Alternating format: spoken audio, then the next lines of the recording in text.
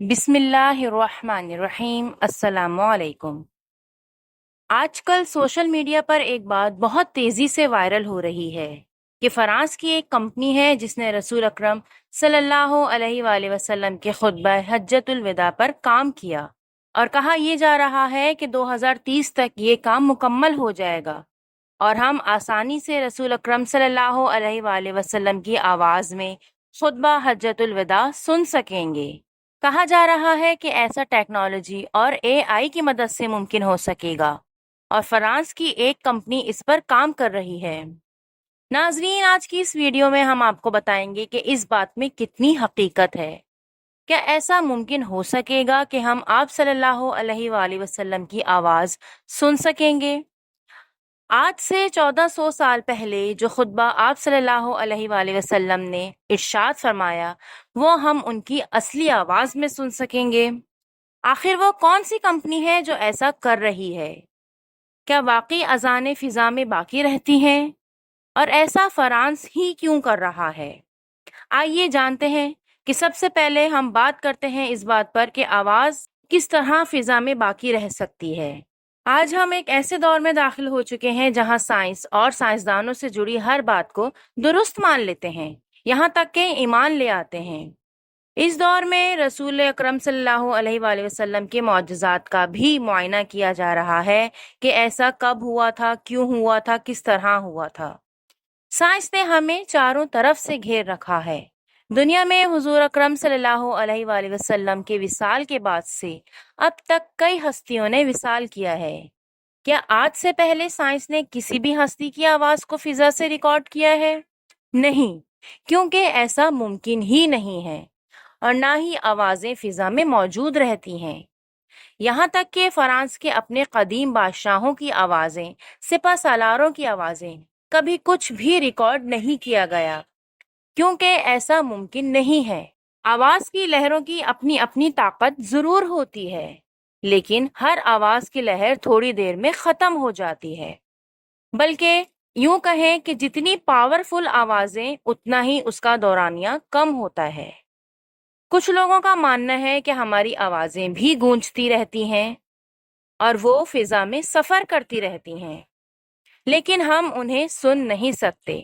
اگر ہم غور کریں تو ایسا کیسے ممکن ہے کہ آج سے 1400 سال پہلے کی آواز کو الگ کر کے ہمارے پیارے نبی صلی اللہ علیہ وسلم کے خطبہ حجۃ الوداع کو اس میں سے الگ کر کے ہمیں سنایا جائے؟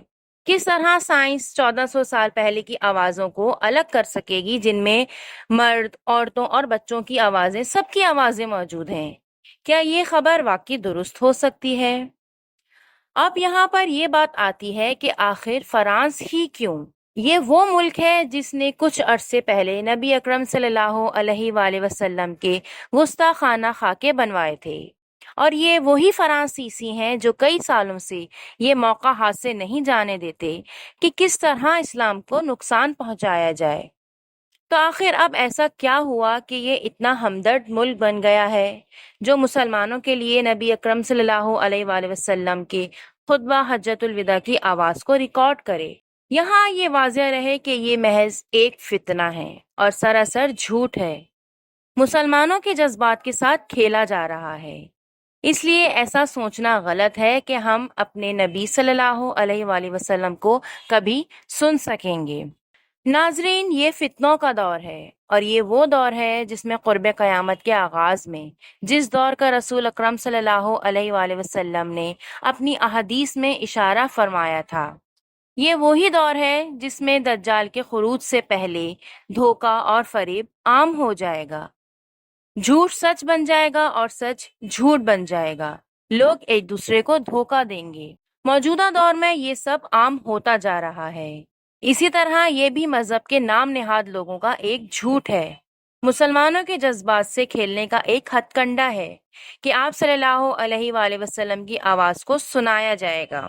ناظرین کرام، اگر ہم اس بات کو اس طرح لیں کہ اگر ایک میدان میں کئی لوگ صف بنا کر کھڑے ہوں تو ان میں جو لوگ آگے بات کریں گے، کچھ میل دور کھڑے لوگ ان کی بات آسانی سے نہیں سن سکیں گے، چاہے وہ کتنی ہی بلند آواز میں بات کر رہے ہوں۔ اگرچہ وہ لوگ اگر سن بھی لیں تو ان سے پیچھے کھڑے ہوئے لوگ وہ آواز آسانی سے نہیں سن سکیں گے۔ تو ایسا کیسے ممکن ہے کہ آج سے 1400 سال پہلے جو ہمارے نبی صلی اللہ علیہ وآلہ وسلم نے خطبہ ارشاد فرمایا تھا وہ آج بھی فضا میں موجود ہوگا؟ اگر ہم غور کریں تو یہ سراسر ایک فتنہ ہے۔